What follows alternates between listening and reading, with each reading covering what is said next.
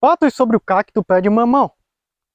Esse cacto aqui, ele é cientificamente conhecido como Brasiliopuntia brasiliensis, mas tem um nome popular como cacto pé de mamão, porque o seu tronco se assemelha ao tronco de um mamãoeiro, mas também é conhecido como cacto árvore brasileiro ou arumbeva.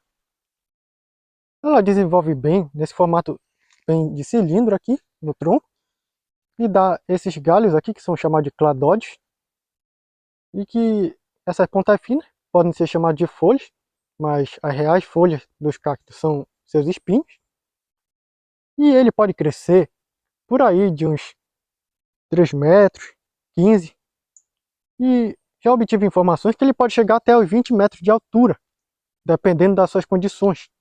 Ele desenvolve bem, mas no sol pleno ou meia sombra, em um local que ele esteja mais seco, o que ajuda bastante, porque imita a sua região de origem. Ele é originário aqui do Brasil mesmo, por isso cacto árvore brasileiro. E ele produz flores, pessoal, que são essas flores amarelas, que ao vingarem a sua polinização, pode dar esses frutos que vocês podem ver aí na foto, que são comestíveis, só que eles têm espinho em algumas partes dele que são necessários ser retirados para poder ser consumido. Ele contém espinhos que podem variar de tamanho, de 3 a 5 centímetros, que ao entrar em contato com a pele causam dor. É bem doloroso se espetar com isso. E tem mais, pessoal, ele também contém pequenos e bem minúsculos, como se fosse micro espinhos, em essas partes aqui, onde os espinhos estão aqui saindo. E quando essas partes acabam entrando em contato com a pele, causa incômodo. E é bem difícil de tirar, pessoal. Então tome cuidado e não coloque a mão, porque isso aqui é meio complicado.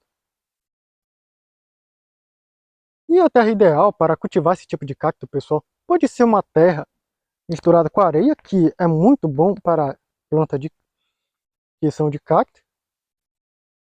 E também você pode misturar alguns outros tipos de elementos, como algum tipo de adubo, como é o caso aqui que eu uso o adubo da galinha, e ajuda assim na adubação da planta. E a rega, pessoal, você pode regar de acordo com a necessidade dela.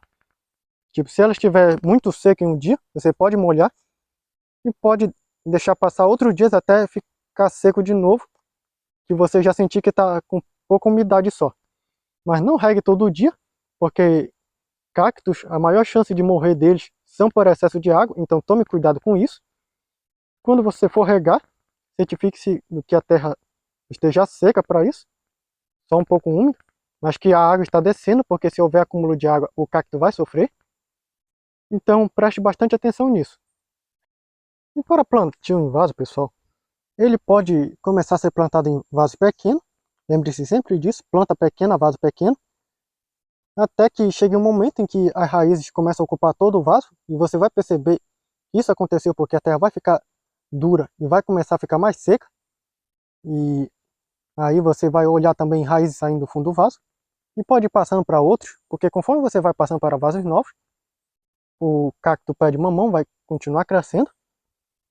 E se você quiser limitar o tamanho dele para que não cresça tanto assim, você pode deixar em um vaso pequeno e com o tempo ir retirando a terra e podando a raiz, para garantir com que ele continue no vaso por mais tempo. E caso você queira plantar ele na terra, pessoal, é recomendado que você plante ele quando ele estiver com uma altura mais ou menos razoável, por aí de uns 30 centímetros, isso aqui ou mais, desse um aqui. E para essa multiplicação, você pode retirar um galho desse aqui e colocá-lo com essa ponta aqui para baixo, que vai gerar nova raiz e vai virar uma nova muda, pessoal. E é isso. Se você gostou das curiosidades desse cacto, curte aí o vídeo, compartilhe com seus amigos que gostam de plantas e de curiosidades sobre elas. É isso aí, pessoal. Eu já vou ficando por aqui. Muito obrigado por me acompanhar e até o próximo vídeo. E tchau, pessoal! Aviso muito importante: não faça isso que eu fiz no final sem uma luva, pois eu tive muito trabalho para tirar os espinhos pequenos da minha mão.